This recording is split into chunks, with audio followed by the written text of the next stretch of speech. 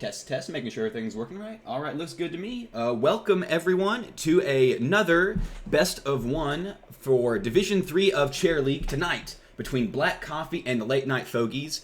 You will notice that normally when I start this, I wait until we're actually in the draft. Everyone's here and we're all good to go. Right now, it's looking like it's going to be 5 or so minutes before we get started. Having some difficulty with one of the players not showing quite yet, not sure if they're going to show up, if we're going to have a sub instead. But in the meantime, those of you that are here anyway, I wanted to talk to you a little bit about something I've been thinking about a lot in Heroes of the Storm and how it relates to Chair League in general. And so I just wanted to mention that really quickly since I did have this opportunity before the game actually begins. And that is about match lengths in Heroes of the Storm.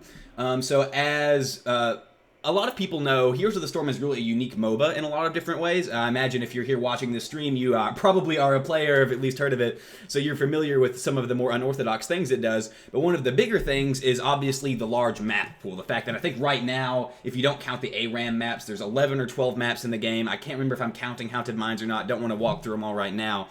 But basically, something that really differentiates Heroes of the Storm from other MOBAs is the tremendous amount of maps and the way that each one, although some of them are similar to each other, all allow for different strategies and characters to shine. And which is why, personally, I'm always a fan of the more games in a match, the better. As of late, just due to the fact that, you know, Chair League is an amateur league, a lot of these people have, like, things they have to do, they have lives to live, they unfortunately aren't as lucky as the HGC people who now are playing Heroes of the Storm as a full-time job, and so they don't have a lot of time on their hands. Sometimes the best you can do is work out an hour every night to where you can go in and play a game. The reason, however, that I prefer, generally speaking, longer matches has to do with the fact that it allows teams to really show their versatility. If you're playing a game, and I will speak the unspoken, such as League of Legends, it's kind of interesting to watch that and realize that most of the time they're kind of doing the same thing. Like maybe they'll use different characters, they'll try to implement slightly different strategies, but every single time the bands and the picks, they really don't seem to change that much, and the strategy is kind of bound by the fact that everything is the same every single time. Whereas you have Heroes of the Storm where you have maps like Braxis Holdout where you have to fight huge Zerg waves and there's only 2 lanes, and then you have Warhead Junction. Both of these were released at the same time, where it's the largest map in the game, and globals are very important, to Battlefield of Eternity where you need like a lot of single target damage, to Tomb of the Spider Queen where 4-man rotations, ganking, and wave clear are very important.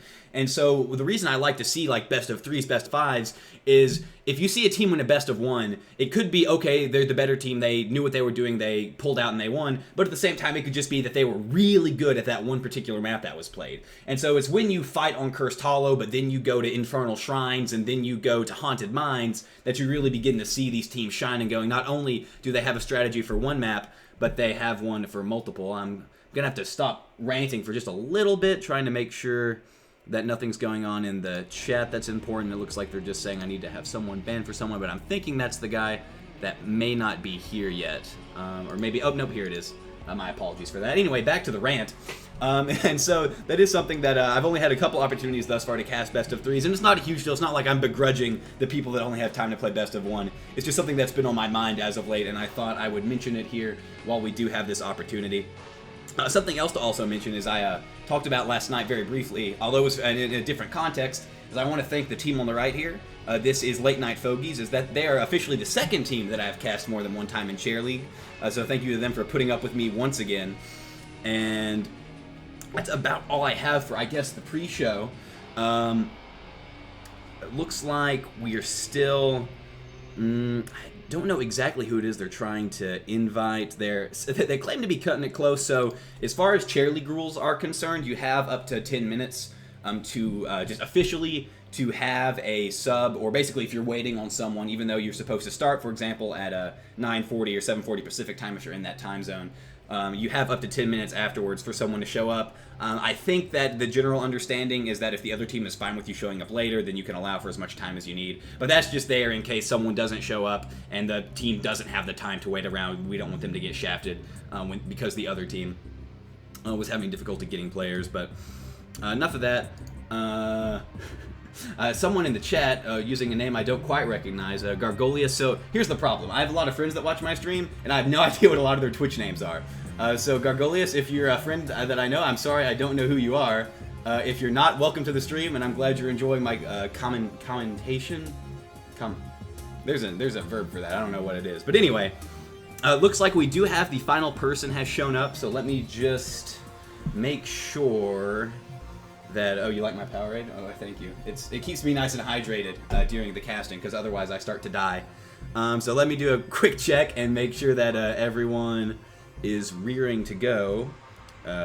Are you people ready to start? Question mark, smiley face.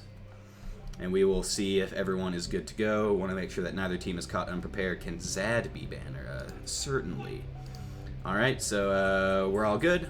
Thanks for thanking me for waiting, and the other team. Also, thanks to all of you in the audience who didn't tune out immediately when you saw that the game didn't start right on time. So with that, let's get down to business. 3, 2, 1, and go. Hopefully I didn't ruin anything and the teams are on the right side and picking in the right order, but I don't think that's going to be a huge problem. So we're going to move on to the draft phase right now. Good luck to both teams. You casted us yesterday, SOL. Oh, okay, so this guy's awesome. I'm glad to see that there's some people that have come back to watch me again. I really appreciate the support. So anyway, moving on to Dragonshire. We have our very first ban here. I wouldn't at all surprise me. It's kind of... Let me move this out of the way real quickly just so you guys can... there we go. See the pick and ban phase, and stop having to look at my face. And I was about to say it, got distracted by my own face, but there's the Murky ban coming out right there. I've said it every single stream, basically since the rework, but I'll say it once more. Murky has been terrorizing everyone who wants to play this game since the release. The Murlocs have come out in force, and they are not letting anyone live peacefully. So we're going to see him taken away immediately. Just don't want to deal with it. Waiting for the balance patch to come through, I guess. Not going to deal with Murky. And we see Ragnaros. These are probably these are... it was so probable, I said it multiple times. These are the two most popular bans, especially in Chair League right now, is get rid of Murky, get rid of Ragnaros. Both incredibly hard to deal with, both really powerful solo laners, both basically a combination of assassin specialists. Since the rework, Murky can dish out a ton of damage and has pretty good survivability. Ragnaros can also do the same. Both of them have immense kind of structural support with Murky's ability to bribe, has the very efficient bribe, and Ragnaros with his trait. So both of them taken off the table, not going to deal with it. We see the ETC pick come out from Black Coffee. I like to see the ETC pick. He's one of my favorite tanks alongside Johanna, who I also play a lot. Just really powerful first pick.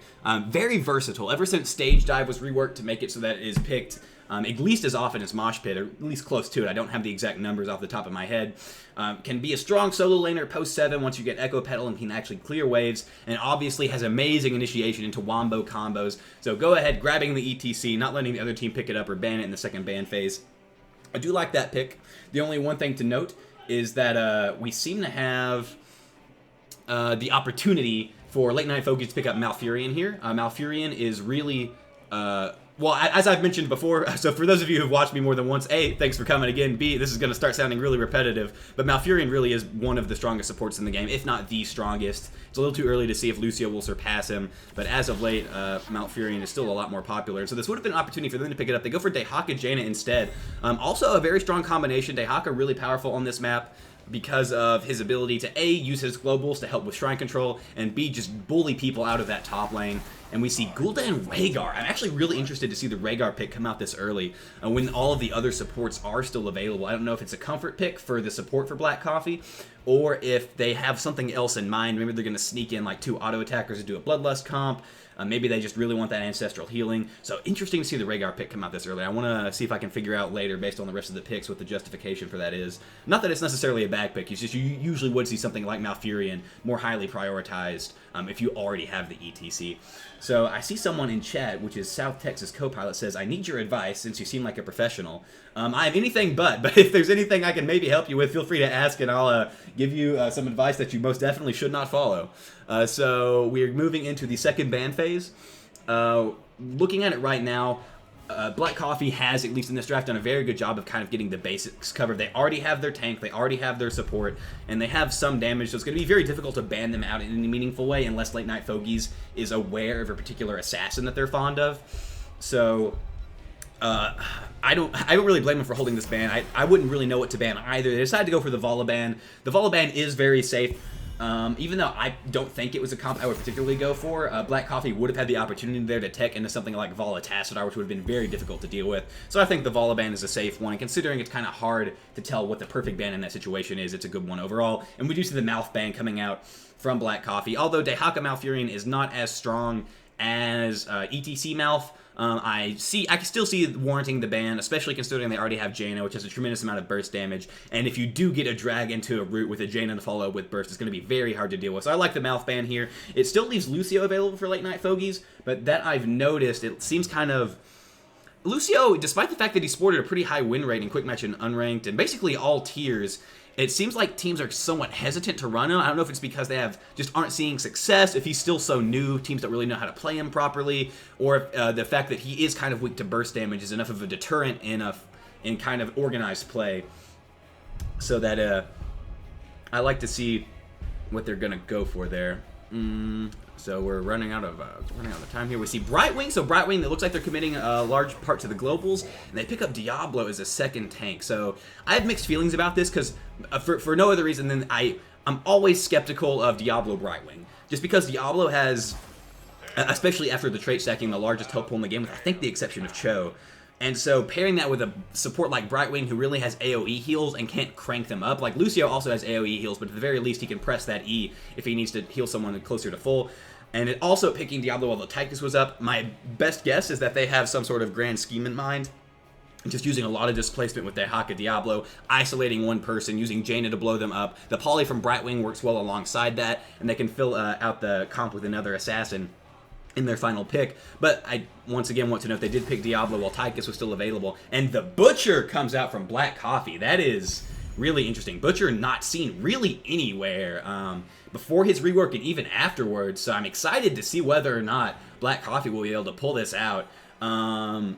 Butcher, I just don't know what to say. Only time will tell. I don't know. Maybe they'll send him in the top lane to solo to begin with, hoping that that'll keep him safe so he can stack the meat. I'm not entirely sure. And so I will get to South Texas Co-Pilot's question. He seems to have posted it in chat as soon as we finish up this draft here, just so that I don't miss anything important. So right now, Late Night Fogeys looking at their last pick. I do think it needs to be probably some sort of sustained assassin. The fact that the enemy has Rhaegar means that having sustained damage is not as important, because if you're against a Malfurion and you don't have sustained damage, it's going to be very difficult to keep down some of the targets. But since Rhaegar is not the most healing of supports in the game, they could be able to get away with maybe something else. Well, we're running out of time here, so sooner or later we're going to figure out what that last pick is. And it's Medivh! So Medivh is not something I was expecting. It looks like they are... So instead of going for something like Lucio to enable Dehaka with initiation, they go for Medivh instead. I actually like the idea behind this. They use the Medivh portal, helps Dehaka get into a fight. And I know I've seen at least one Medivh in Cheer League before. And I wonder if it was Late Night Fogeys that ran it as well. If it is, I think that Black Coffee might be in for some trouble if this is the same Medivh I remember from earlier. So we'll see whether or not I can determine. But I do feel like Zadkiel on Medivh is something I've witnessed before. So best of luck to Black Coffee if that's the case. So anyway, we'll get to this question real quickly. Okay, so South Texas Co-Pilot, I'll kind of paraphrase what he's asking here. Is that he wants to try competitive, but he's reluctant because he really likes Abathur, and a lot of people seem to dislike Abathur. So here's my stance on Abathur.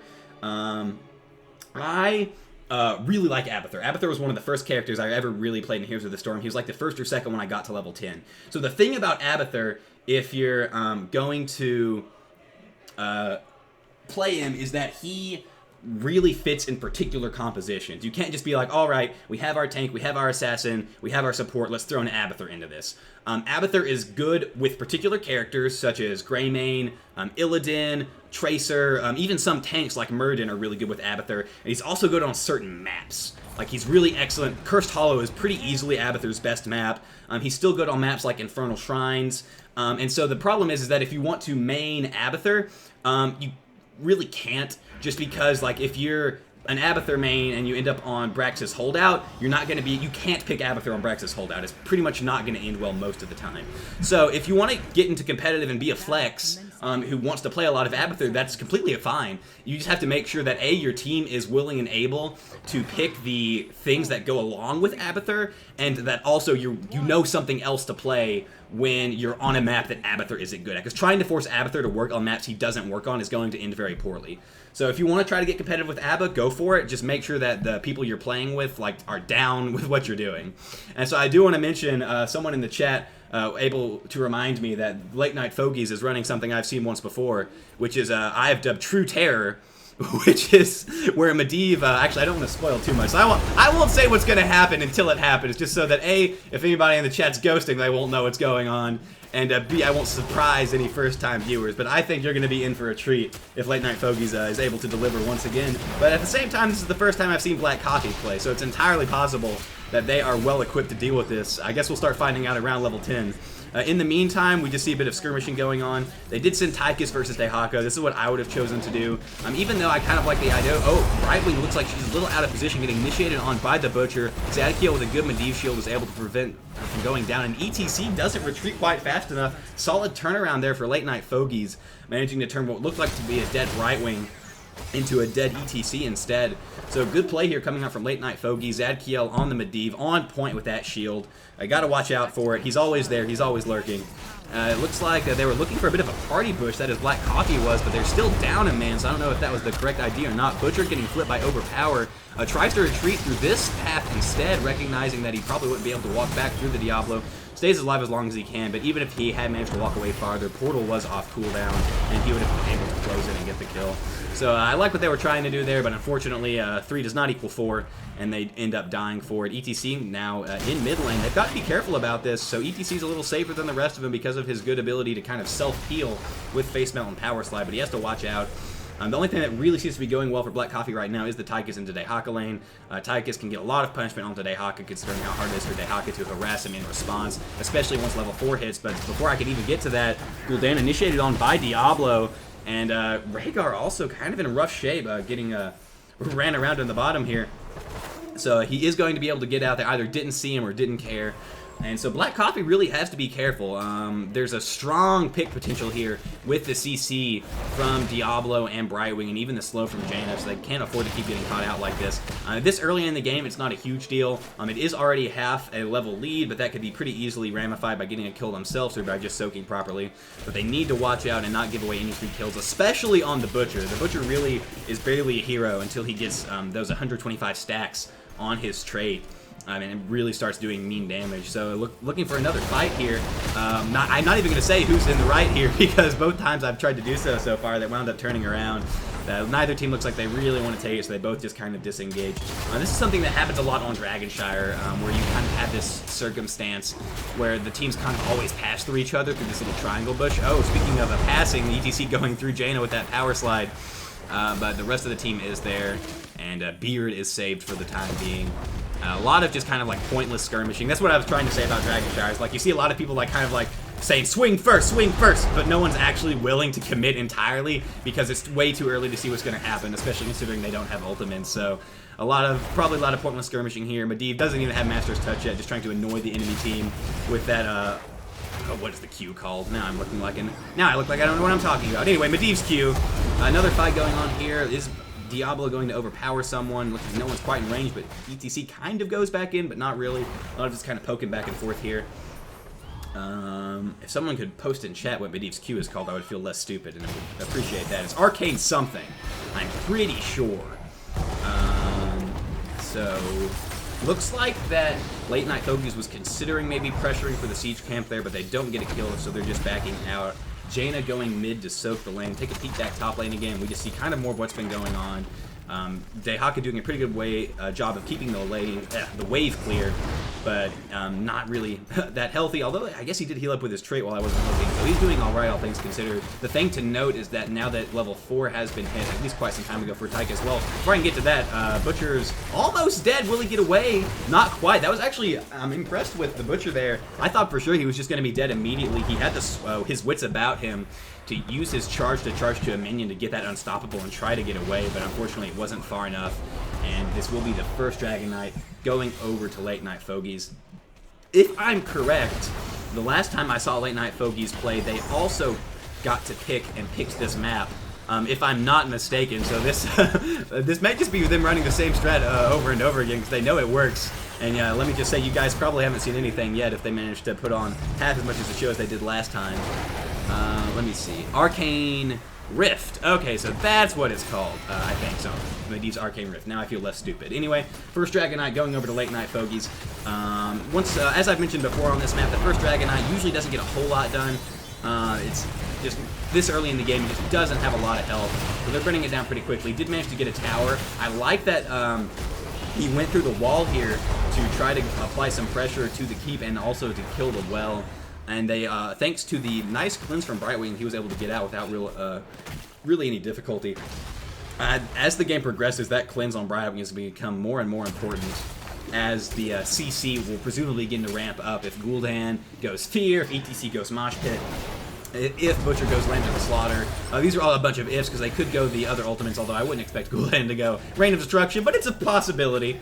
So I wouldn't expect that to happen. Maybe it will. Anyway, what I'm trying to say here is that Cleanse, good job so far. You got to keep it up, or else someone on your team might get picked. The Medivh having the shield will be helpful in kind of mitigating that, but you still got to watch out for it. Oh wow, Diablo almost initiated. I don't know if ETC did that on purpose or if that was just a panic power slide and actually managed to interrupt the dash and prevent getting initiated on by the Diablo. So they're all four here. They're level 10 now and going for Siege Cam. So we see the ultimate picks coming out. They're all a full level ahead now without actually getting that many more picks.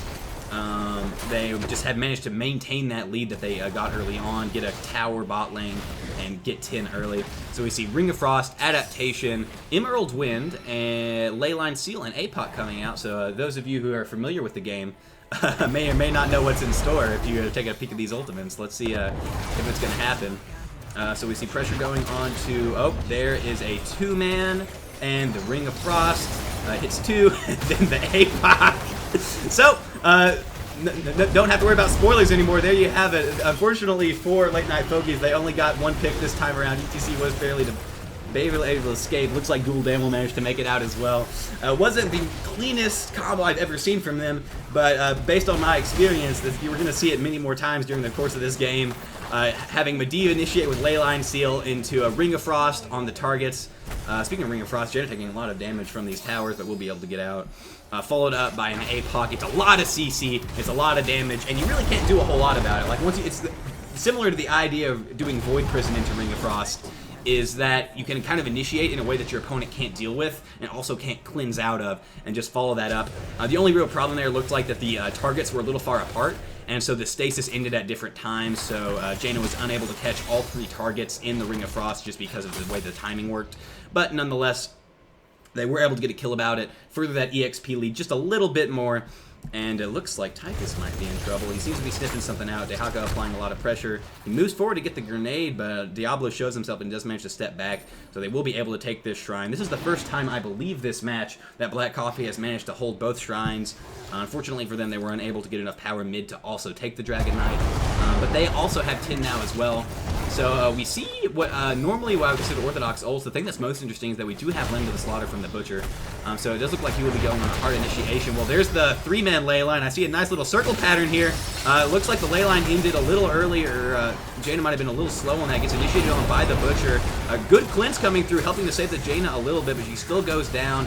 Brightwing, Emerald winning to help disengage, but they might not be done yet. Medivh is putting pressure on it. Dehaka jumping down to try to help. They're trying to maintain this mid wave. Maybe a bit of an itchy trigger finger there with Jaina, or possibly this is have I become a good enough caster that I can now apply the caster's curse? That when I say, oh man, this team's so good, check out their combo, that they become worse just by me uttering it? Is that what's happened? Or it may have just been a little bit of overzealousness. Maybe a little panic in the face of the Butcher charging you down. There's still plenty of time left in the match to see if they manage to get the perfect wombo combo like I've seen them do before. So we'll just have to wait and see. EXP lead leveled out a little bit. We still have a bit of a lead for Late Night Fogeys, about 2/3 of a level, give or take, which will help them get that EXP. I want to take a quick peek at Medivh's stacking of Master's Touch is already almost complete. He does need to play careful now to make sure he doesn't get blasted. For those of you who just noticed an amazing increase in the stream quality, it's because I remember to press the Z button, but Diablo did not remember that the rest of the team was in that bush, is getting pushed out by Tychus. Diablo is is really difficult to play in the Tychus. I've mentioned this briefly in past games, but the amount of pressure that Tychus' minigun applies to Diablo is just ridiculous, especially, as I mentioned earlier, when you do have a Brightwing who, despite usually having good healing numbers, is because it happens over a vast area. So we see ETC power sliding in, trying to interrupt everything. Ring of Frost comes down, does not actually make contact with anyone, so we see them kind of do the... Oh wow, there's like 3 different fights going on here. And so Good Ancestral coming down, keeping ETC alive. Now Diablo's in trouble, is charged on by the Butcher. Both of them in a lot of trouble. We see damage going on to Rhaegar now. Brightwing doing his best to also add to the damage. Dehaka doing a good job of applying pressure. We do see Rhaegar finally go down. It's currently a 1-for-1 ETC stage dives in, I guess looking for a reinitiation, but he was really too low health to do so. Butcher tried to charge in, but Dehaka still has Burrow available and is able to easily negate that. And we see that Dehaka is also coming back online thanks to, having those souls, so they will be able to 5-man push this while Rhaegar and ETC are still down. It was looking a little iffy there for Late Night Fogeys when that fight first started and Jaina was initiated onto the backline, but thanks to the help of Zadkiel on Medivh, she was able to get away, and they are now have the Dragon Knight. Will at least be able to get a fort off of this, maybe a keep wall depending on how much they want to pressure. It could also go to the top fort instead. I want to look at Diablo's traits real quick. I guess it was, if you noticed during that fight in mid lane, suddenly Diablo was getting like a tremendous chunk of health, which does seem to be a function of Devil's Due, which is a very smart thing to do if you do have a Brightwing and you don't have the same level of like out of fight sustain that you would otherwise need, is having access to that Devil's Due to help. So we see them taking the Medivh portal to try to get out. However, Poe and the Dragon Knight, the health is really low, so he's got to be careful. Are they going to try to fight here? What exactly is going on? Okay, we see one caught in the stasis snare. Ring of Frost going down, hitting one target. ETC jumping in to try to peel for Rhaegar, but ends up dying in the process. Good focus there from Late Night Fogeys. So we do look like we're having a bit of synchronization issues. People are throwing out ults at different times. APOC just now off cooldown, so they couldn't use it earlier. Just been a lot of brawling that really makes it so neither team has had an opportunity to reset and make sure that they have everything they need up. A nice portal placement here makes it very easy for Dehaka and Brightwing to get out. And they do manage to take this Bruiser Camp, get a kill on the ETC. What was looking like it might have been a sticky situation. Late Night Fogeys, despite the fact that their Wombo combo hasn't been as wombo-y as I've seen in the past, still excellent communication and execution between all of the players. So they're managing to maintain a pretty healthy lead here. That's not to say that Black Coffee has been doing bad by any means, but they do been having to have some difficulty with people getting initiated on and ETC going in to try to save them and end up dying in the process. As is the burden of tanks. You know you have to peel for your team even if it means the end of your own life. So we'll see whether or not they manage to pull this out in the future. I want to check something else real quick. I don't know. Let me click some buttons here until I find who I'm looking for. Okay, so it does look like the Butcher does have all 125 stacks now, which is very good for him. This is really where the Butcher starts to turn online. The additional 125 attack damage, as well as I think 25% move speed, really makes him a terror when he starts chopping away, especially if he can get sustained from... Oh, there we see a ley line coming in. It's catching Tychus. That is most definitely a dead Tychus. We see APOC coming out. I spoke way too soon. Caster's Curse in full effect. I don't know if their timing's a bit off, if they're nervous, or if I've actually ruined everything by praising them too much. But we see a lot of ults go down. APOC, Leyline, and Ring of Frost without anything to show for it. I will admit that when you're against a character like Tychus or Vala or Tracer being a good example of it, that have these like split-second blinks, your timing really does have to be on point. Like you can't afford to be a quarter-second late. Or if it's a ground-targeted ability like Ring, they will be able to get out of it. So we see this bottom bruiser being taken by Late Night Fogeys. Despite the fact that they're having some difficulty getting the wombos together, they're doing a really good job of just painting the map red right now. We see like both bruisers, at the top, the bot bruiser, this siege camp, were all taken by Late Night Fogeys. They've turned their barely 1 level lead into a 1.5 level lead. Is there going to be a fight breaking out here? Zadkiel is spotting out Tychus, does not have his ultimate up, but he does have the portal. They're trying to get onto Tychus. Polymorph comes out, but he did manage to get the dash beforehand. Gul'dan damage going down on a lot of the targets. Let's just take a quick look to see whether or not Gul'dan has Echoed Corruption, because I didn't see if it went back or not, because I wasn't paying attention. So we do see that it looks like pretty much everyone is stacked. ETC is still a little off from Prog Rock. Echoed Corruption is fully stacked. Conjurer's Pursuit on Jaina is fully stacked. I didn't even remember Jaina still had Conjurer's Pursuit, but that's beside the point, and Master's Touch is fully stacked as well. So all of these talents that are meant to be late game power spikes are starting to come through. Medivh coming in and poking the enemy team, really pressuring them out. ETC just kind of standing there. I don't know what he was thinking. Maybe he was typing a message or something. Got a meaty text, who knows. We see both shrines being taken by Late Night Fogeys. looks like that Black Coffee's not going to be able to get to the shrines in time. They have to fight this if they want to stop it, but they're just being zoned out by the rest of Late Night Coffee, realizing that they don't want to fight down a talent tier. ETC looks like he stage dove top lane to try to get it, but I don't know if it was on cooldown or if they weren't quite sure if that was the play, and ends up doing it a little too late. Relatively short cooldown, so he probably won't need it until it's up again. But nonetheless, this is a Dragon Knight going over to Late Night Fogeys, once again going to Poe in the Dehaka. And we see them putting pressure onto this keep now. Luckily for Black Coffee, they did manage to take care of all of the camps before this started, so they only have this one lane being pressured. It looks like that Medivh did go reabsorption on Force of Will, so that's going to be very helpful for helping to deal with this massive amount of Gul'dan poke that can come out now that he has Echo Corruption stacked. We see people looping around from behind, looking for an initiation, going on to Diablo of all targets, interestingly enough. He's taking a lot of damage, gets absolutely blown up, does not have traits, so cannot spawn to use APOC. ETC, however, gets focused down as well, but so does Jaina. Ancestral coming out, trying to make sure that Butcher stays alive, and now we're getting to see what I was talking about earlier, which is just that immense pressure that Butcher can now put on the targets. And so we're seeing a turnaround here. It looks like they only got ETC and wound up trading 4 members for it. So good fight here from Black Coffee. Really impressive turnaround there. And it looks like Poe might die as well. Tychus is on the hunt. This is what I was talking about earlier, that Diablo can be really difficult to play into Tychus, because I was like, why would you initiate onto Diablo? He's got the most health of anyone on the team, but thanks to Tychus, it didn't even matter. Like, Brightwing was there. They're like, no, we kill Diablo. We get rid of him first.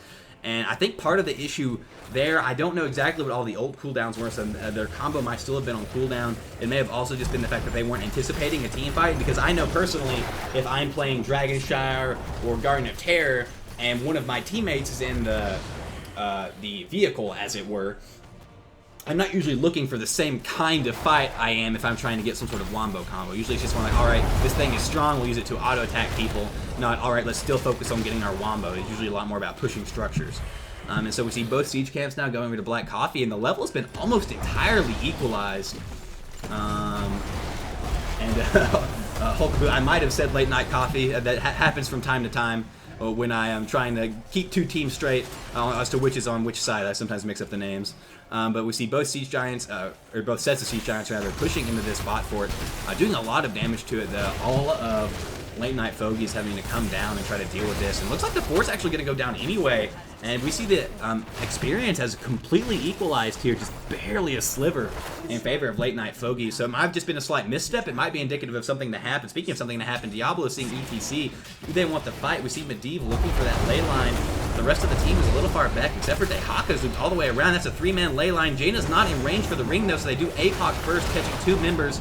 Ring of Frost goes down, hits only Rhaegar, but Butcher is really far forward. Does get polyed, good cleanse by Brightwing, but this is another split fight.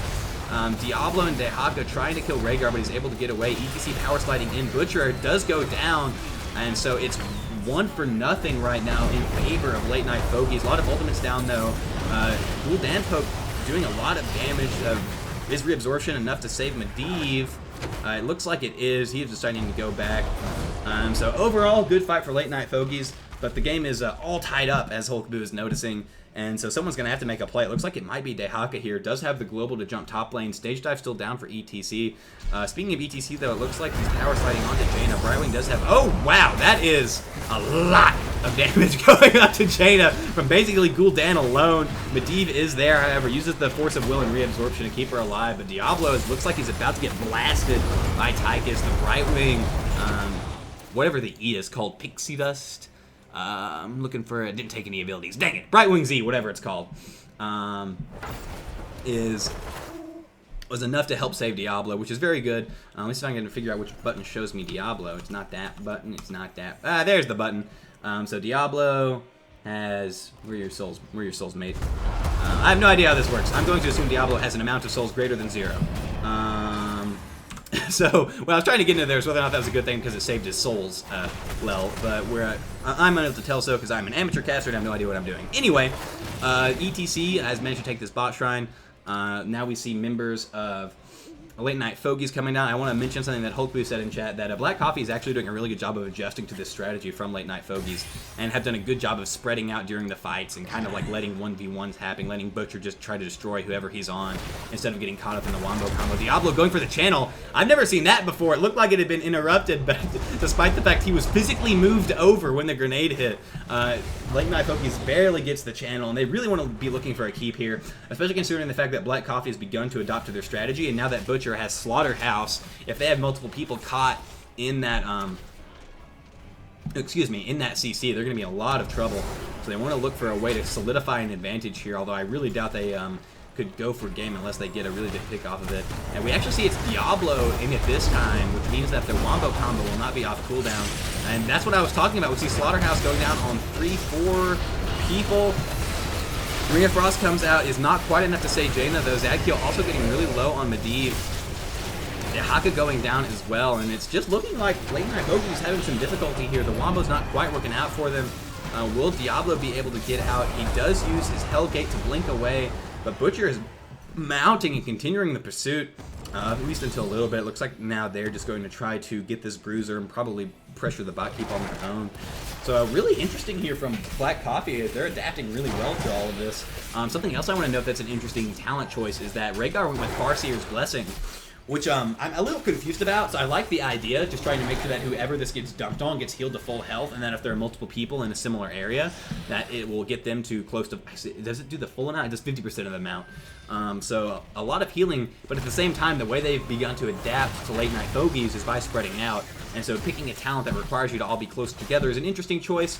I don't know if they have something else in mind, if maybe I just haven't played Rhaegar lately. I just feel like Storm Shield might have been the better choice there, but at the same time, I didn't really notice the Ancestral in the last fight. It's on cooldown, so he used it. I just didn't see the target since the fights are so scattered. So maybe he sees something I don't here. We'll see whether or not it happens again, and if we see a lot of value coming from it.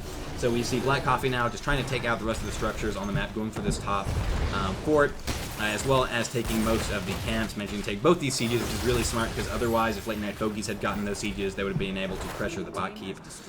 We also see Arcane Power coming out from Jaina. This is another thing I'm curious about, is that I believe yesterday when I saw Jaina, they also went Arcane Power, just trying to have like the most amount of wombo damage as they possibly could. But I wonder if maybe Ice Block wouldn't have been better. It's just because that thus far, Velvet on Brightwing has had pretty much just on-point cleanses the entire time. And but at that same time, now if you have a Butcher like initiate on people, there's going to be more than one target you might need to cleanse. And so Jaina having that kind of self-peel with that Ice Block might be able to use it to dodge the Lamb to the Slaughter. Might have been more helpful, but it looks like they're definitely committing to just blow as many people up as they can, which is a fine strategy as well. Only time will tell whether or not that execution will work out for them. And we actually see that it was ETC that picked up a Storm Shield instead, so I'm wondering if maybe that's why Rhaegar decided to go with Farseer's Blessing, just deciding that they didn't really want 2 Storm Shields. All 5 members of Late Night Fogeys, however, are currently top lane. Meanwhile, we see that Black Coffee is applying a lot of pressure to this bot wall. They realize that Late Night Fogeys has probably seen it and has adjusted. So they decide to back off after just getting that little bit of structure. Both teams kind of posturing to get as much as they can so they can be able to knock it down. It looks like a bit of a party bush planned here, but because Zadkiel is on Medivh, he is able to just scout that out no problem. But he's not, Butcher's not, okay, now he's budging. He wasn't budging for a second there, does decide to move out of the way. Jaina kind of lurking in the back here, not exactly sure what Big Beard is up to. I'm also not sure whether or not that's meant to be Beard or a pun on Big Bird, but maybe I'll learn one of these days. And so Medivh flying around, probably looking for that initiation. Dehaka currently on the shrine. I don't know what's going on. Something's going to happen in the near future. ETC trying to power slide in.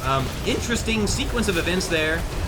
We see a lot of, this isn't looking good for Dehaka, although he does still have the trade available.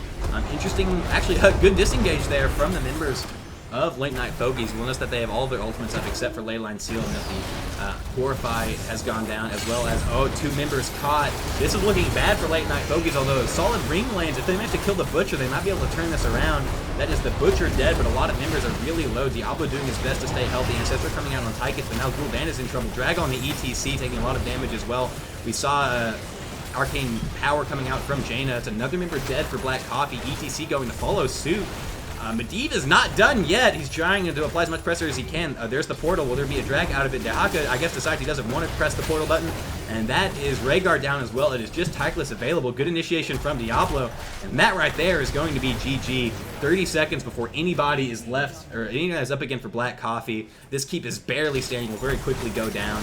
And amazing counter engage there from Late Night Fogeys. Just pulling back, using the Medivh portal, making sure that they all have time to set up. Only one ultimate down, and they manage, I guess Black Coffee was very determined to basically, that was going to be the last fight either way, it looks like. The Late Night Fogeys manages to survive, isolate the Butcher, barely keep every member alive, except for maybe Jaina. Okay, Jaina does look like she's going to be able to live this. So amazing work there from Late Night Fogeys. Great game from both teams. I really was impressed. That was a lot more back and forth than I'm used to. Because I was kind of expecting, because I'd seen Late Night Fogeys before, they would run away with it, just seeing how powerful their combo is. But Black Coffee did an amazing job of adapting to that strategy, even though they didn't really have the opportunity to do so in the draft phase. So amazing play from both teams, and it really was just decided on that last fight. And Late Night Fogeys, even without having the Medivh initiation, did finally get it together and managed to land enough combos, keep their important carries alive. Dehaka and Diablo taking most of the punishment in the front while they killed Butcher in the back line, and that is going to be the game for the Late Night Fogeys. So once again, congratulations to both teams. Thanks again to Late Night Fogeys for allowing me to cast yet another of their games. Thank you to those of you who have come out, especially if you were here from last night. Once again, I mentioned it earlier, but thanks again for showing the support. I'm glad to see some regulars showing up.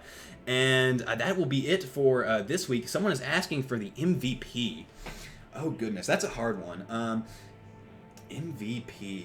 Oh, goodness gracious. Man, you're making things difficult for me. You have to give me a second to think about that. There was such yeah, I'm the MVP. Someone said Verdestrom question mark. The MVP is definitely me. I am the best. No. Oh, goodness gracious. Put me on the spot here. If I had to say, it would probably...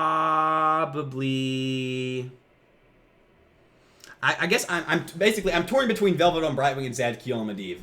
Zadkiel is one of the better Medivhs I've ever seen outside of the competitive scene, but at the same time, just Velvet was always on point with those cleanses, making sure that his carries was safe and anyone caught of position was fine, and also had really solid Emerald Dreams, or not Emerald Dreams, Emerald Winds to like disengage whenever it was necessary. And so unfortunately for Late Night Fogeys, you're gonna have to share it. Because I can't just give it to one of you.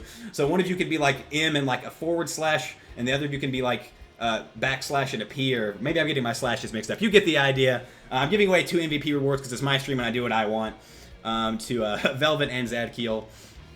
Really good play from both. Really good play once again from both teams there. But I do think that's where it was at the end that enabled them to take it away. And I'm looking forward to seeing more of both of these teams. I want to see if Late Night Fogeys continues to run this combo and wreck face with it, and I want to see how Black Coffee does in the future. Just because I was really impressed by their adaptability, and I really think that they had that was a close game. That was probably the closest game I've casted in Chair League. So I'm excited to see more from both of these teams. But that is all for tonight. I see some people in chat are already bickering about who deserves the MVP more, but joke's on you, they both get it. They're the most valuable players. I'm making it plural. So anyway, thanks again for coming out. I will hopefully see you guys next week if people let me cast them. And that is all for tonight. Have a good weekend. I have been your host, Verdestrom, and I will see you next time.